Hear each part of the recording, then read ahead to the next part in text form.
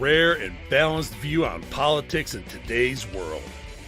Based on facts, born of rationality, common sense, and logic, providing context on today's events. This is American Perspective with Rick Thomas.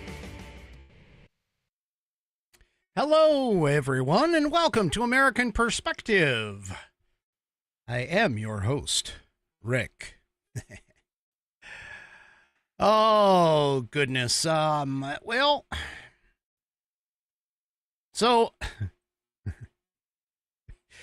Texas Democrats forgot that you don't mess with Texas. Literally, they apparently forgot all about it. We'll get into that here in just a minute. But first, let me go ahead and say, well, let's see. Is Nana in the chat yet? I don't think so. I haven't seen her.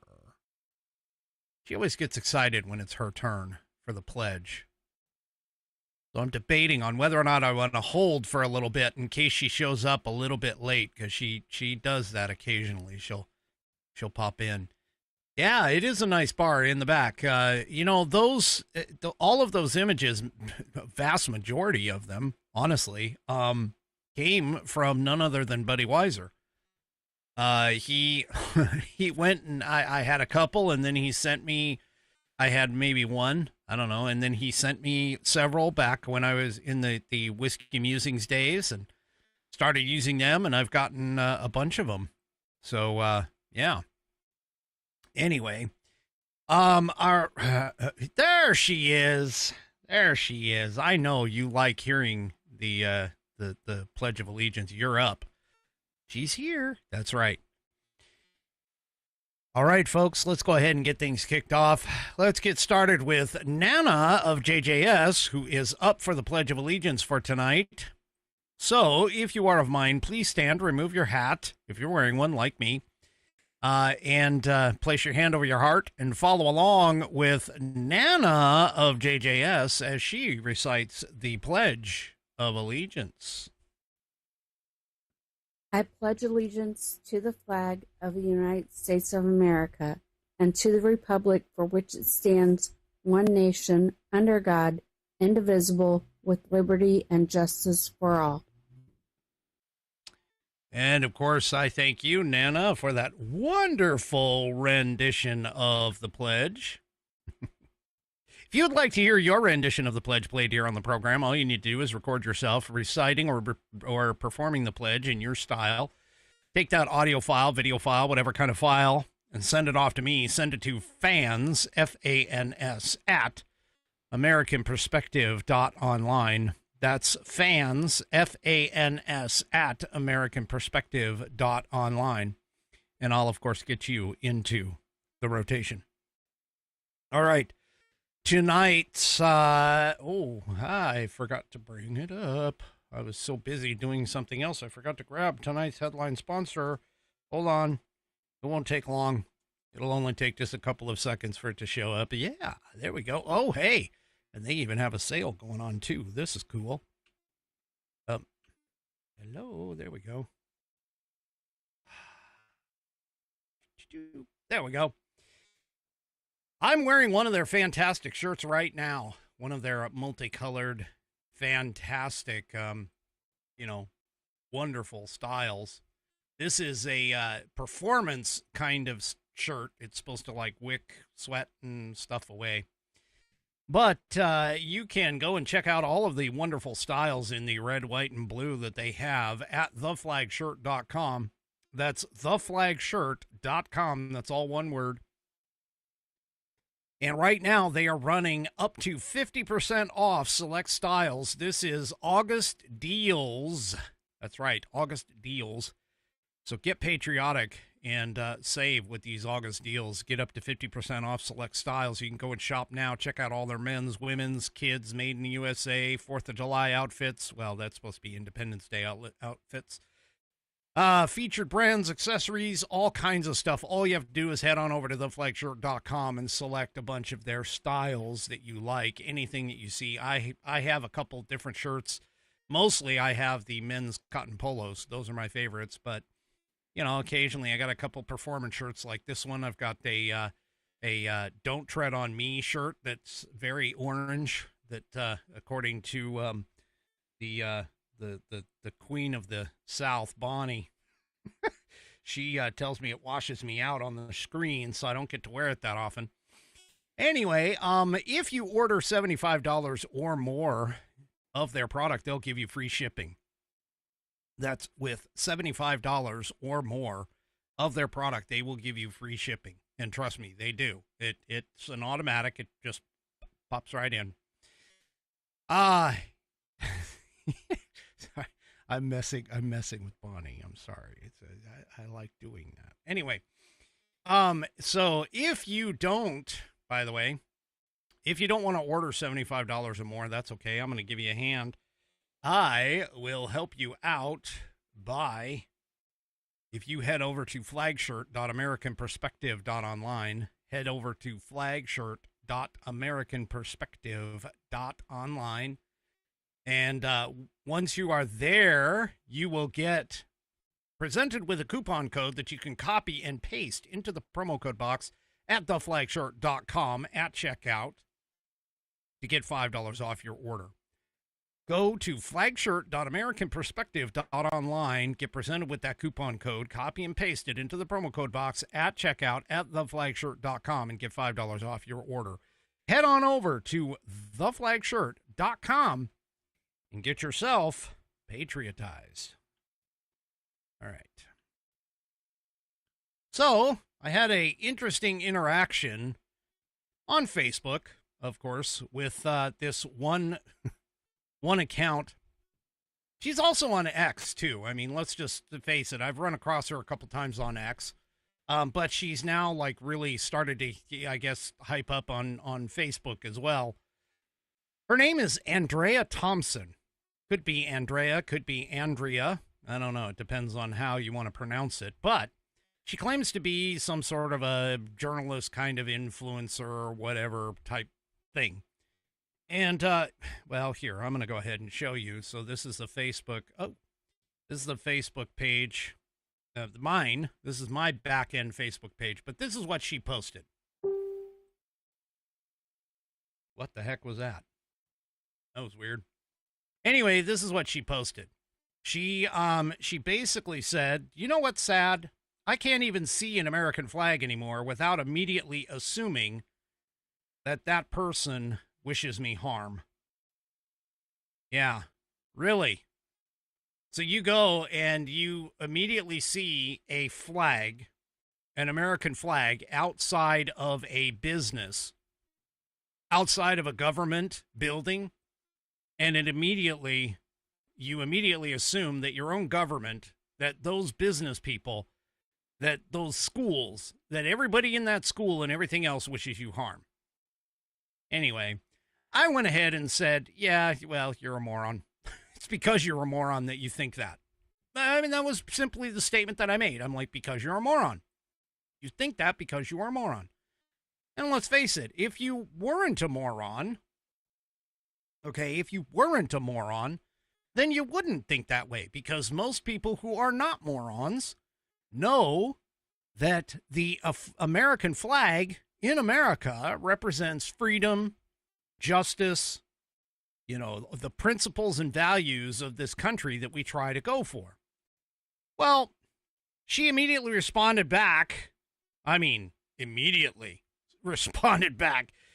she says, see what I mean? Something along those lines. So I responded back to her.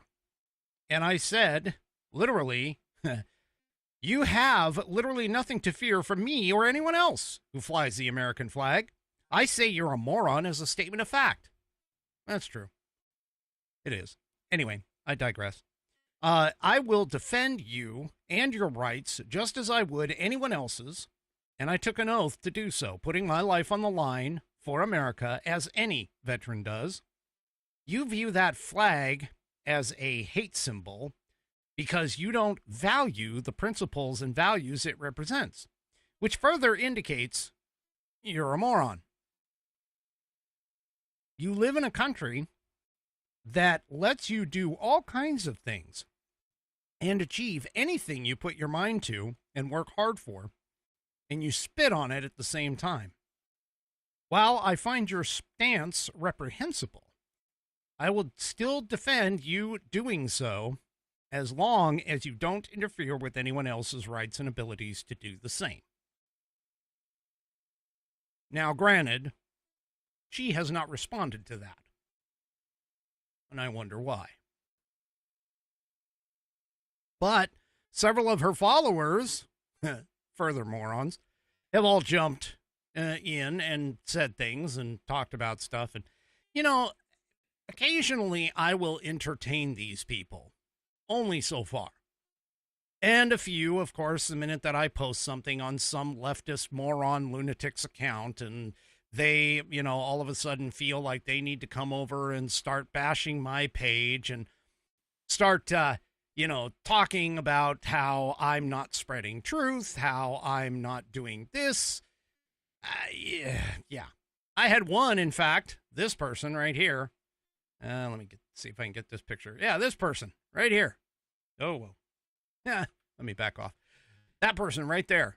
She came on and she goes, because I said something, I had posted something about, you know, saying truth and talking about truth. And I don't even remember what the post really was about. It was maybe a meme or something that I had reposted that I liked. But anyway, she comes in and she's like, well, where's your truth? What truth? What is it? You know, starts bitching at me or yapping at me like a little freaking chihuahua. And I pretty much responded back to her and I said, okay, well, what topic? What topic? And then I said, you know, all you've done is you just say that I'm not, you know, giving you out the truth, yet you never have mentioned what topic it is. What truth am I not putting forth? And so I said, well, here's a truth. Donald Trump is the president of the United States. I also said something else. I digress. I don't know. I mean, occasionally I like messing with these people because, let's be honest, they are literally morons. Well, then she proceeds to like grab a bunch of links to different, I don't know, stories, different outlets, whatever. And she goes and she starts dropping them one by one, all these links, one by one on the page. Now, she doesn't bother to like say what the links are for. She doesn't say, hey, look at this and this backs me up on this and this topic and that topic. No, she just starts dumping a bunch of links. Well, for those of you that don't know, I do not tolerate that kind of crap. If you're going to drop a link, at least explain what the link is and explain how it either supports your statement, refutes mine, whatever it is.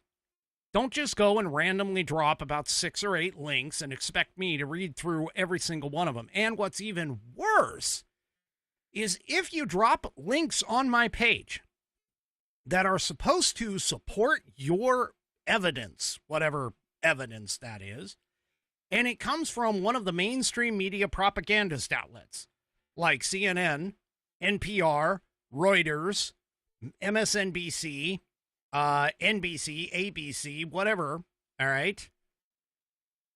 If you do that, I'm just going to ignore you, and I block you, and that's what happened. So this wonderful person right here who wanted to engage me in this conversation, per se, about truth has now been blocked.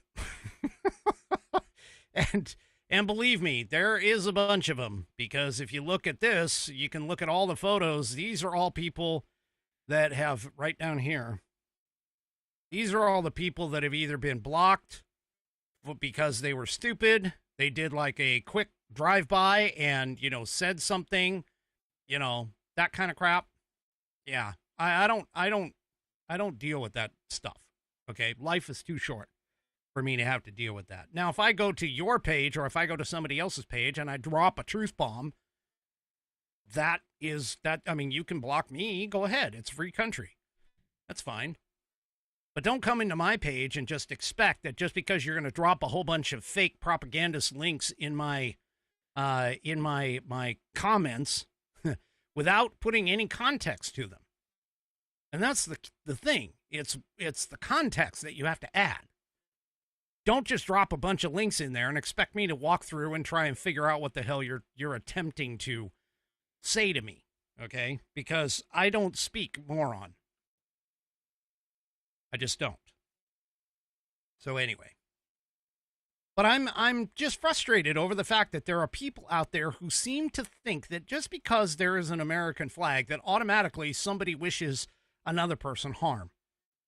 This is not the case. This is definitely not the case.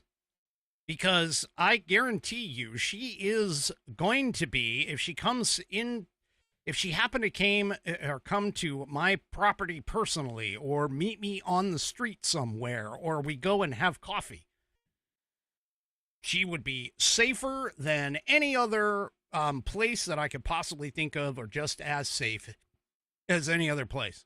Because I am certainly not going to physically harm anyone. Now, of course, she might think, because most leftist morons do, that words are violence. But I'm just sitting here and I'm just telling you, words are not violence, folks. No matter how many times you want to say it, words are not violence. Words do not do anybody they themselves are not violence. Now, you can incite violence with words, but the words themselves are not violence.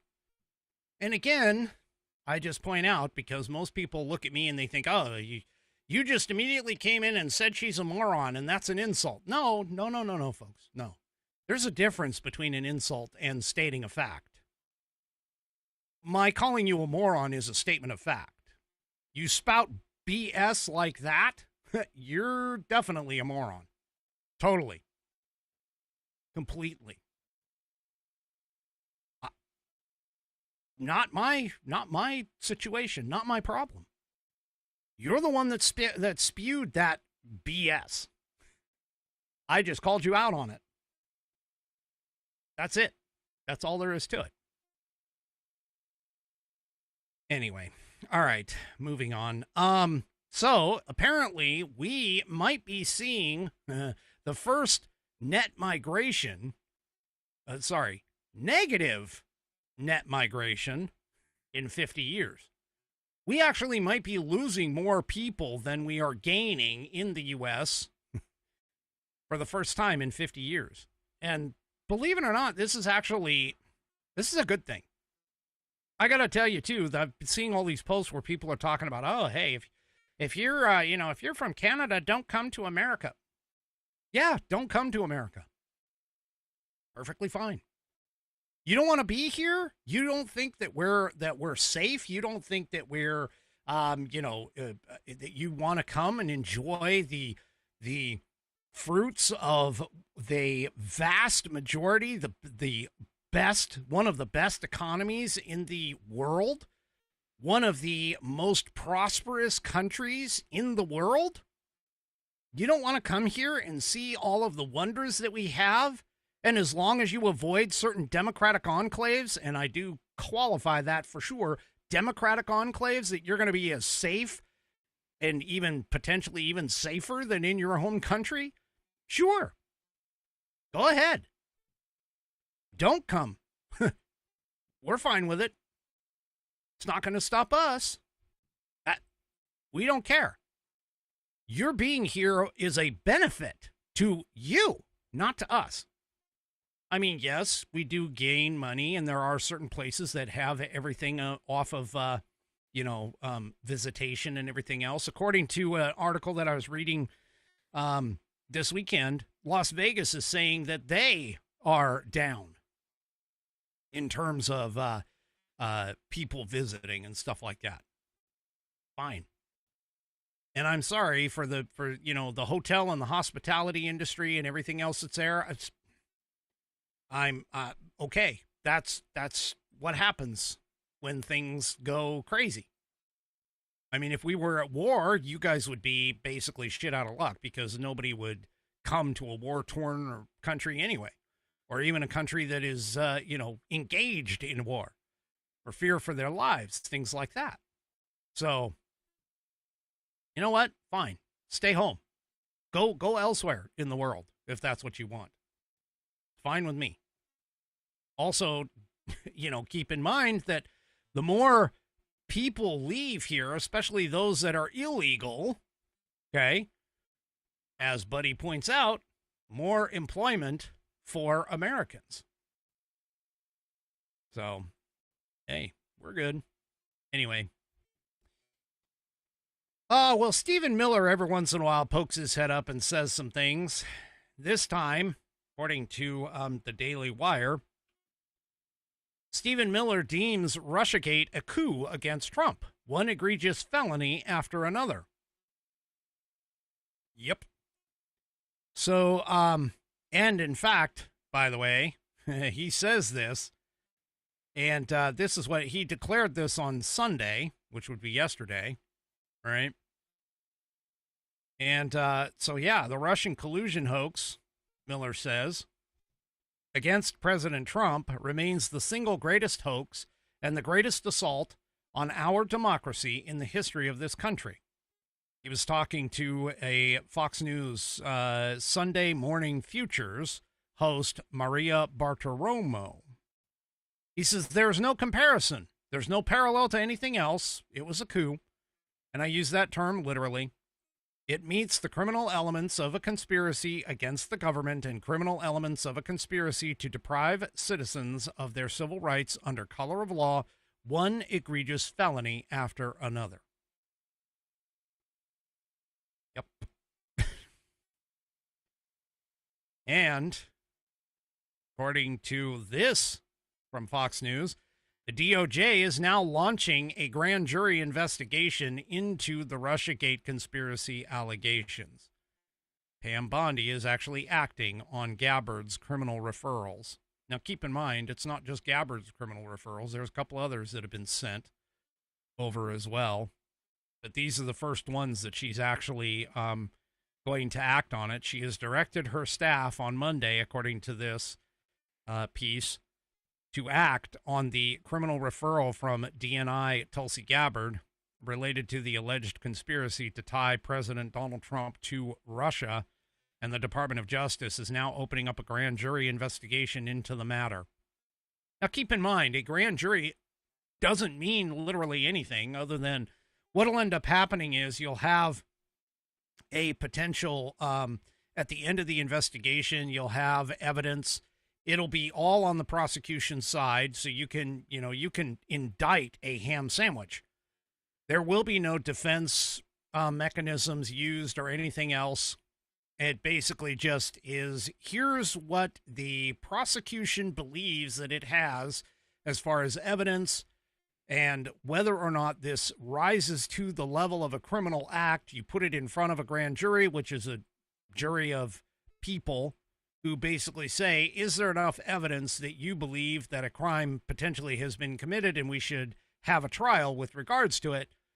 And that's what a grand jury does. The grand jury basically says, yes, we do. And that's what happens. And then you move on. So this, keep in mind, this is the first step, but it really doesn't necessarily prove anything. So, yeah. Now, keep in mind, again, I'm just going to point this out. A lot of people have called treason. I myself have called treason on this. The challenge here, though, is that you can't necessarily have treason, according to the letter of the law, if you don't have some other, essentially some other foreign entity involved, like you're giving aid and comfort to the enemy. That's kind of what treason is. So, yeah. So that's seditious conspiracy. That one, I'm fairly certain they could get fairly easily. They could get that one for certain. But anyway, so yeah, so there you go. It's the prosecution, or the start of the prosecutions, I guess, are really going to start coming. In a FAFO file. That's right. and this applies to a bunch of people, but the FAFO file has the entire, well, I won't say the entire, because I think some of them might have stayed, but Texas state Democrats, they decided over the weekend that because the Monday morning, or Monday afternoon, actually, Monday afternoon, special session or whatever it was, kind of session, that they decided, yeah, you know what, if we don't show up, that means they can't have a quorum. Now, the vast majority, by the way, the vast majority of our meetings and government entities and stuff, they have to have what is considered a quorum, meaning a majority of the people involved need to be there. So if you have like a 15-person board, you would have to have a majority of that 15-person board. In other words, you'd have to have 8. Generally speaking, it's just whatever is over half for the most part. But you have to have a certain number to be considered a quorum. When you have a quorum, then you can conduct business. Because if somebody's missing, if they voted against it, it wouldn't make a difference anyway because you have a quorum. And if everybody joined in and so on and so forth, blah, blah, blah. Anyway, so they decided, these Texas state Democrats, they all decided that, hey, we're going to get on a plane and we're going to take off. And where did they go? Well, they went to either Illinois or New York. Most of them went to Illinois, went to Chicago. They flew out. They actually chartered a plane, I believe, a pretty big one, too. And I'm not sure exactly how much it cost, but I think I saw somewhere in the realm of like $100,000 for them to fly one way on this one flight. Anyway,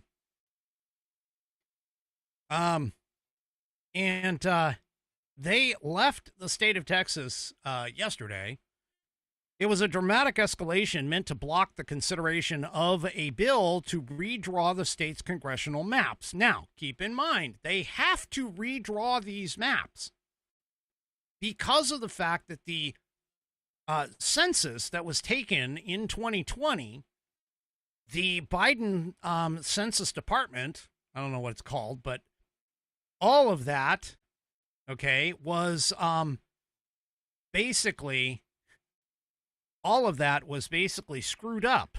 It was screwed up in Texas. It was screwed up in Illinois. It was screwed up in a bunch of states. And because the counts were screwed up, meaning that they took away from Texas, they added to Illinois in terms of population, okay? Because of those mistakes, Illinois went ahead and did their redistricting, or their redistricting. They did all of that. And in fact, in most Democrat states, redistricting has to go through a bipartisan or nonpartisan committee, not bipartisan, but nonpartisan committee and things of that nature. And so what ends up happening, of course, is they go and they set up their districts. Now, keep in mind, these districts are based off of, again, the 435 seats that we have that are capped. We are actually capped at 435 seats to the House. And those 435 seats are then allocated based off of the census, the population. Now, within the state, once the state finds out how many seats they actually have, the state then takes their map, figures out where the population centers are, and so on and so forth, and then they break it down. Okay, they break it down into districts, and each one of these congressional districts has a certain range of population within them. Now, the word gerrymandering gets tossed about, and the reason being is because a gerrymander is basically taking a section of the state or the entire state and going through and trying to come up with districts. Now, these districts in most cases, and here I'll just show you the the congressional districts for the 115th Congress as you can see each one of these little squares and things like that. You know, these districts are made up of a certain amount of people per these squares. Now, here's an example.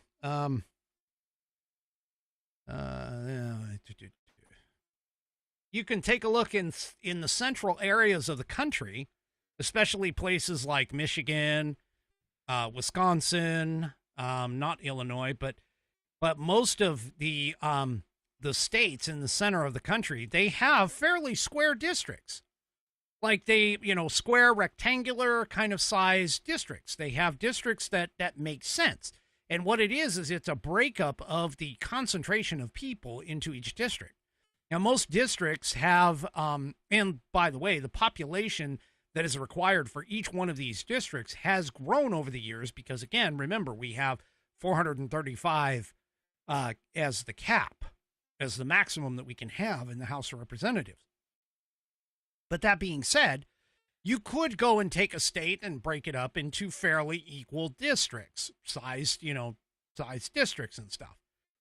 Instead, if you were to go and say, take a look at the districting, let's just say, let's take a look at Colorado for an example. So we go over here to Colorado, which is in the center, and you can see some of these districts aren't quite as clean as the others in terms of their, nice square box sizes. The reason for that, of course, is again, the gerrymandering. In other words, selectively picking groups of people that can all be part of one district. For an example, whenever the Democrats do this, they gerrymander districts that are going to favor them. In other words, they'll gerrymander districts that have, say, minorities, mostly minorities in them. They'll gerrymander districts that will have, less Republicans and more Democrat voters in order to ensure that the next election cycle that they are going to have a pretty much a sure thing in terms of the district. And what's happening here in Texas is actually doing their jurisdictional changes. And in doing so, they are actually changing five districts. And those 5 districts that are out there, those 5 districts are predominantly Democrats. And that's what's got the Democrats pissed off. Because if their districts change, they will have to appeal to voters that are not necessarily their political party. And this is why Jasmine Crockett's pissed off. She is freaking out over the fact that her district that she is currently in is going to get redrawn. And if it does get redrawn, basically what's going to happen is she is going to end up representing a district in which she does not live. Now, normally this isn't a problem. Okay, you can not, in terms of a House of Representatives, you can represent a district in which you do not live in. You have to live in the state. And that's for the federal setups, okay? But she's a little pissed off, and rightfully so. She could very easily, just like Adam, what's his name? I can't think of his last name, but anyway, the moron Republican that tried to help Liz Cheney and the rest take care of the take care of January 6th or whatever. But anyway, he lost his district because of redistricting. He lost his seat because of redistricting, and that's essentially what Jasmine Crockett is faced with right now.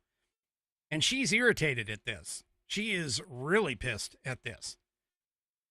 She also has decided, apparently, that she's going to She's going to go on the warpath. And she's mad at, not only is she mad at Donald Trump, but she's also, yeah, thank you, Kinzinger. Yeah, Adam Kinzinger. Thanks, buddy. Kinzinger was the guy that got redistricted out of his seat. But anyway, she went on to a show, went to a rally, a liberal rally put on by MoveOn.org, I think.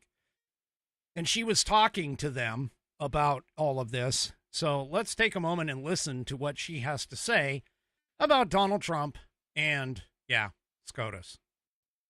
Number one, this Supreme Court is corrupt. So again, serving on the Judiciary Committee, there are bills that we have put into place. We need to have some real guardrails around this Supreme Court, because the Supreme Court has paved the way for half the stuff that we see that's going on. Listen, Donald Trump is a piece of... Okay, we know that. Yes. He is. But in a functioning democracy, he still would not be able to get away with this. But yeah. So about that, Little Miss Crockett, and here, I'm going to, hang on just a second. I got to get the, there we go. So about that, Little Miss Crockett, there actually is a bit of a problem here, folks. Congress can't rein in the Supreme Court. I don't know where she's getting this idea that Congress can go and rein in the Supreme Court. They can't. The Supreme Court is a Article 3 and the only Article 3 court that is allowed. The only thing that they can do, that Congress can do, constitutionally speaking, is decide what cases, certain cases, that outside of the ones that are constitutionally mandated for the Supreme Court, they can only decide what cases the Supreme Court can actually hear. That's it. There is no other way for Congress to do anything. They can't put any laws in. They can't make the Supreme Court do anything unless they are able to go through the Article 5 process, in which case it would be, 2/3 of both houses, 3/4 of the states that would have to ratify it, so on and so forth. Yeah, none of that's going to happen. But she's sitting here going off on Donald Trump and SCOTUS. Everything that SCOTUS has done so far has been constitutional. That's part of the problem. These idiots and morons and droogs that she is a part of, they have no idea what is constitutional and what is not. Okay? And so I'm just sitting here and I'm like, I don't know where she's getting on. Obviously, she's playing to a sycophantic, partisan audience. But to sit here and to say that the Supreme Court is not doing its job right now when it actually is doing its job, very well, in fact, is totally beyond me. But she's in a very precarious position with this whole thing. Now, as far as the Democrats are concerned, Greg Abbott put out a statement that basically told all of the missing, yeah, that's right, 3 Chevy. There is a little leather book that she needs to read. It's called The Constitution of the United States. Yeah. And you can get it by going to constitution.americanperspective.com or .online. Sorry. Constitution.americanperspective.online. Thanks for that. That was cool. But here's the thing. Okay, here's the thing. Greg Abbott put out a statement. He basically said, hey, for all of you Texas Democrats who are not here, you guys are derelict in your duty, and because you're derelict in your duty, and he's got a point. I mean, he's like, it's not like you guys just all got sick. You didn't. You planned this. You planned this entire thing in order to avoid doing the job that you are elected for and sworn to do. And therefore, he checked with his AG, Paxton, and Paxton basically said, yeah, that could be considered an abandonment of their post. And if they abandon their post, then what ends up happening is, as long as the seat is declared vacant by the courts, Greg Abbott can actually appoint people to those vacant seats. And all of this, by the way, is constitutional according to the Texas Constitution. All right? Well, he put out there and said, hey, you guys better get back here by 4 p.m. Eastern, 3 p.m. Central, and get to work. The Dems didn't do it. The Texas Dems. And because the Texas Dems didn't do it, the Texas House of Representatives, all of the people who were there, voted to go ahead and issue warrants. That's right. So now that the warrants have been issued, Abbott has ordered the arrest of all of the Texas House Dems. So the House Speaker swore out the warrants. He signed them. He says, as long as the House, the people who are here, as long as all of you vote and agree that we should do this, I will go ahead and sign them. They did. They signed them. And now Greg Abbott has got warrants issued for these people. And now that he's got warrants issued, all right, now this means that he can go to the, he can actually go to the courts. He can actually go to the courts now, and the courts can then declare their seats vacant. And if they declare their seats vacant, well, that means that Greg Abbott can appoint people into those seats. What do you think is going to happen with that? So, Texas Democrat, Texas state Democrats, you morons, totally. I mean, this is so stupid. You could have been in chamber. You could have major, things known, but they know they are outnumbered. They are just as outnumbered as Republicans are in the state of California, California. They know this. So it's a losing battle. All this is delaying the inevitable and realistically putting yourselves in jeopardy. At least the ones that left. Because apparently some of them didn't. But, yeah. So, yep, they've done it. Speaker of the House, Dustin Burrows, signed them. So most of the Democrats in the Texas House of Representatives who have been accused of potentially committing felonies left the state on Sunday so that the House would not have enough votes for a quorum. Without a quorum, legislative proceedings cannot move forward. And that's the problem. So, yeah.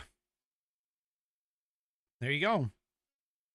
They're going to F around and find out.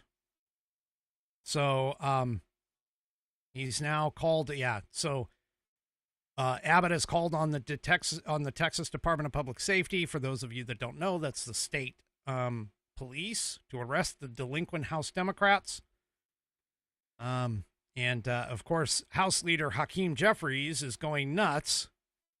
He's saying he's calling the governor's actions as all hat, no cattle. Yeah. And he says there's no basis to charge the lawmakers. Yeah, that came before the Texas state legislature's approval of the arrest warrants. So now, yep, there we go. And, of course, Democrats are trying to go and get redistricting done in other places like Illinois or New York or California. The only problem with that is that those have already been gerrymandered to the nth degree. And Democrats have implemented what they considered stopgaps to prevent Republicans from doing the exact same thing in other years. And they went and put in all these special hoops that you have to go through. Well, that's going to shoot him in the butt now because Texas hasn't bothered to do this for a while, and they went ahead and do it now. Governor Gavin Newsom of California said that California should fight fire with fire. Governor Hochul in New York She declared Monday that the gloves are off, adding that she intends to explore every option to redraw her state's congressional maps, except there's only one problem. She can't do it until 2026. So, yeah. So, yeah. Anyway.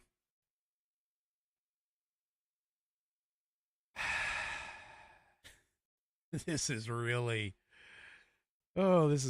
heating up, folks. This really is. Well, there's something else too.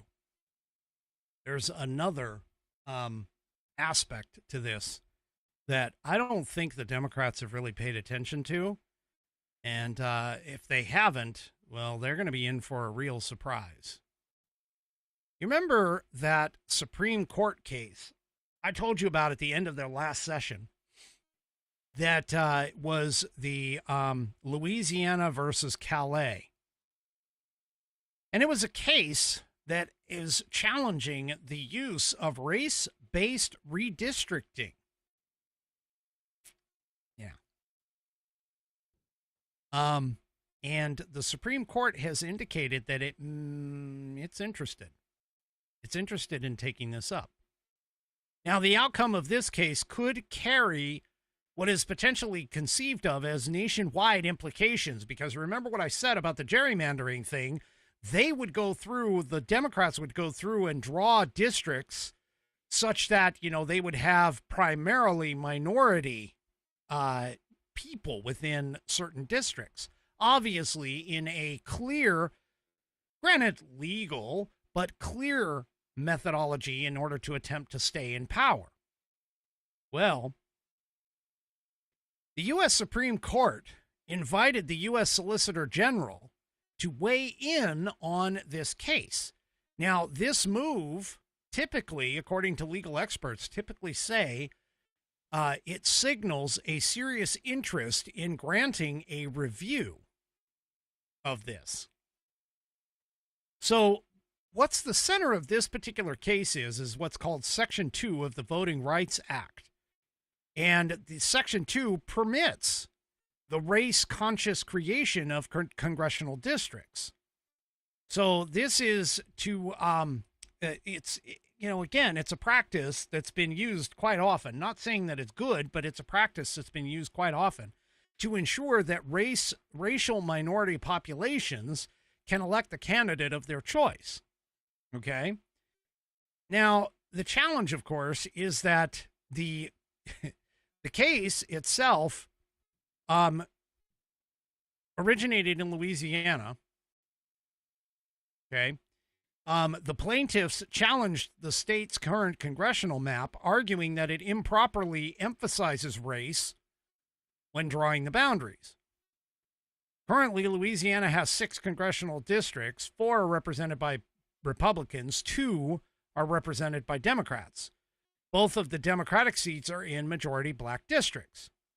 If the court decides to say that Section 2 and the use of race is not allowed or is restricted to be used in redistricting, that decision could prompt all kinds of changes to maps in all kinds of states. In particular, Democrat-run states, or what we often refer to as blue states. So, according to some political analysts that have taken a look at this, by the way, that response could potentially change.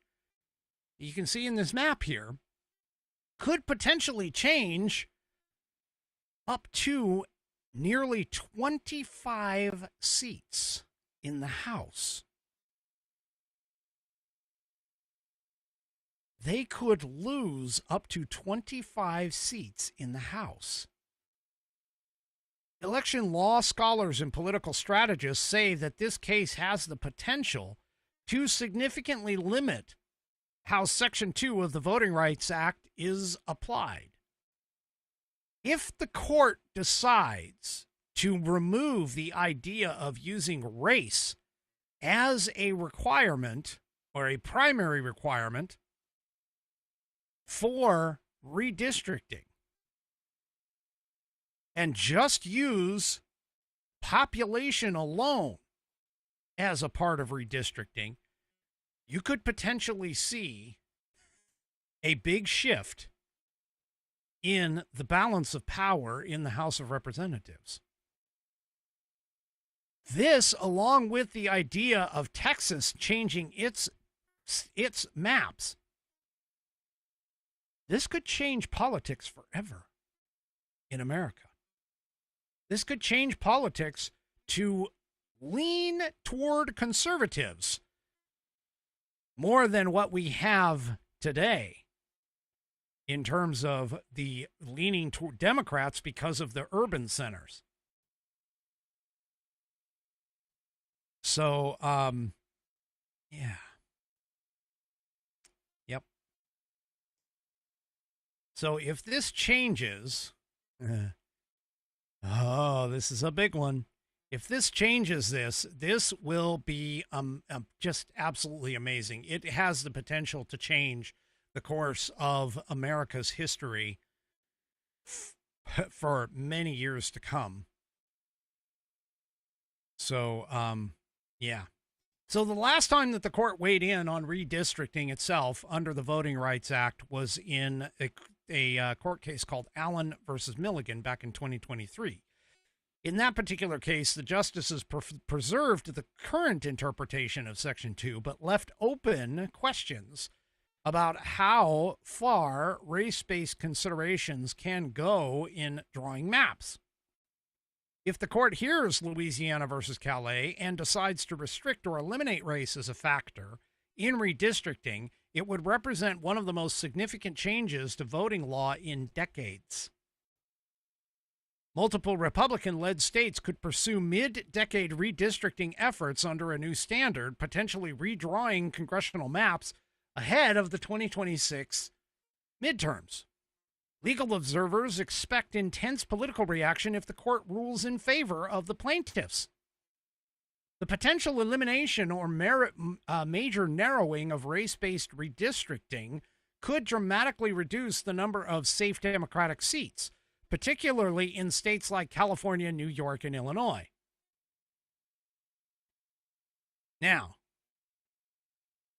I'm going to be honest with you. I don't know which way the Supreme Court is going to go, but I can tell you, if you look at it from a purely objective standpoint, the reality of it should be that race, you want to get rid of racial divides, you want to get rid of all that in terms of our politics or anything like that, race should not even be considered as a part of redistricting. It literally should just say, look, you need to have so many people in your district. End of story. And that's so many people, how you come up with it, especially in some of the rural areas, I mean, is just a nature of the beast.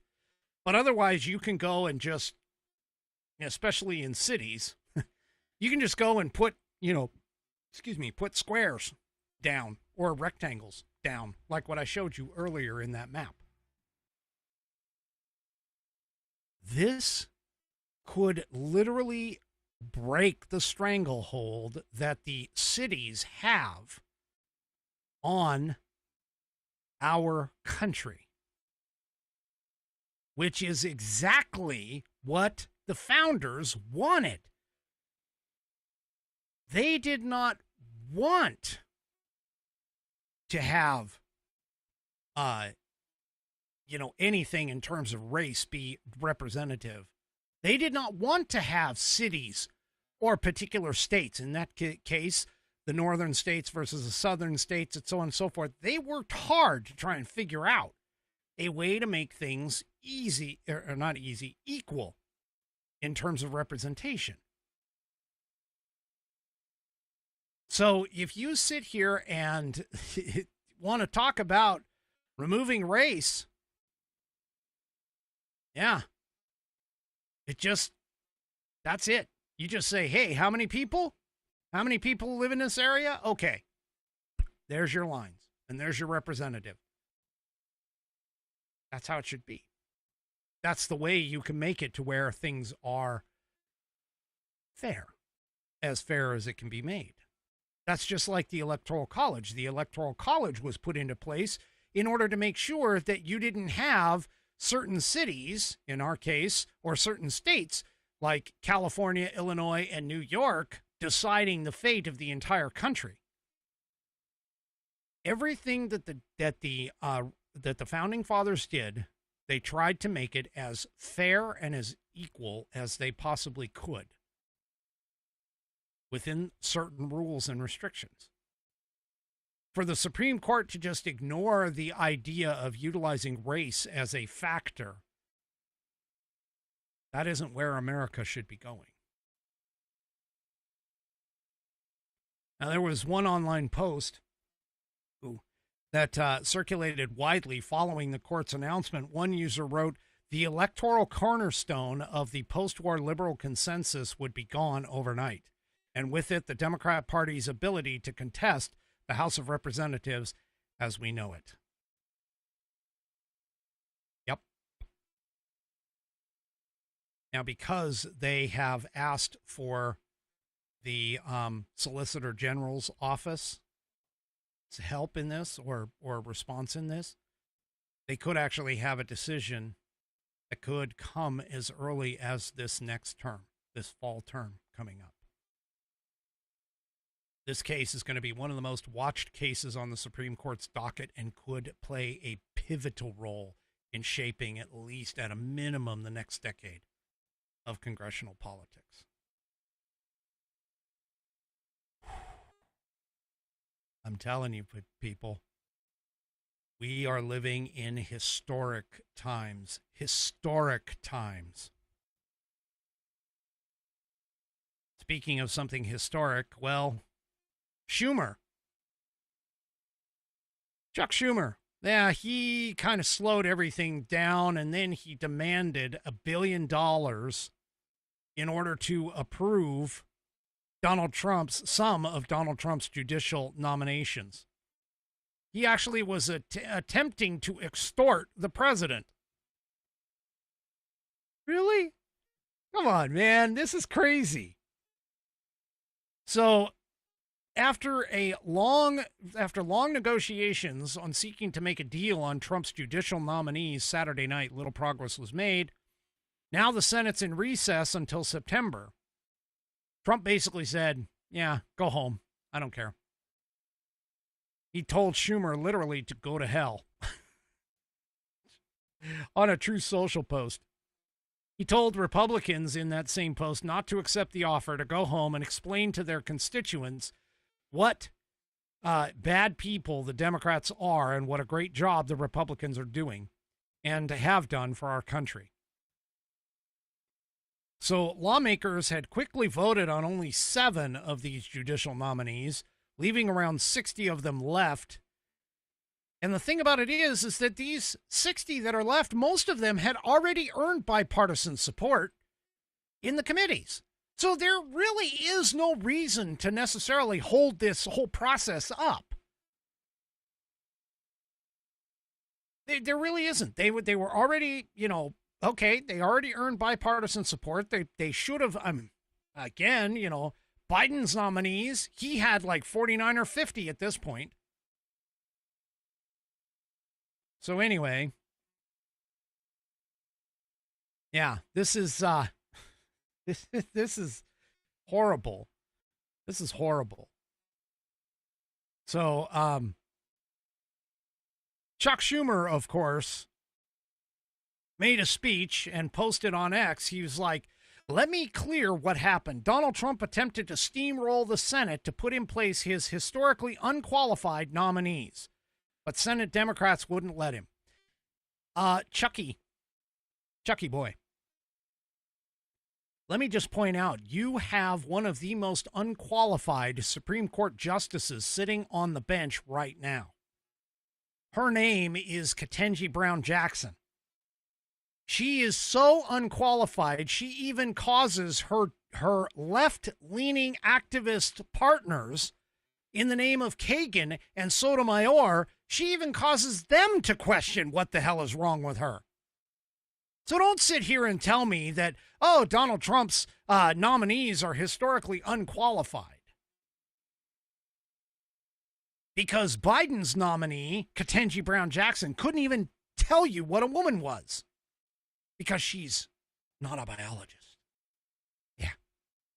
Really qualified. She doesn't even know about case law. She doesn't even understand the Constitution. She can't even describe the Constitution whatsoever in terms of some of her oral arguments. She believes that the Constitution just exists as a piece of paper. Sorry, Chuck. You're wrong, dude. Totally wrong. Anyway. All right, folks, that is it for me for this evening. Do me a favor, if you haven't already, head on over to rumble.com, get yourself an account. It is free. And once you are signed up and signed in, make sure that you search up the American Perspective channel and hit that green follow button to get notified every time I go live. Also, too, don't forget to hit those thumbs up, or if you really want to, a thumbs down, or you can go thumb sideways. Across all of my platforms, whether it's X, YouTube, Facebook, and, of course, the aforementioned Rumble. We will see you tomorrow night, 5 p.m. Pacific, 8 p.m. Eastern Time, right here on American Perspective. Have a great rest of your evening, and good night, everybody.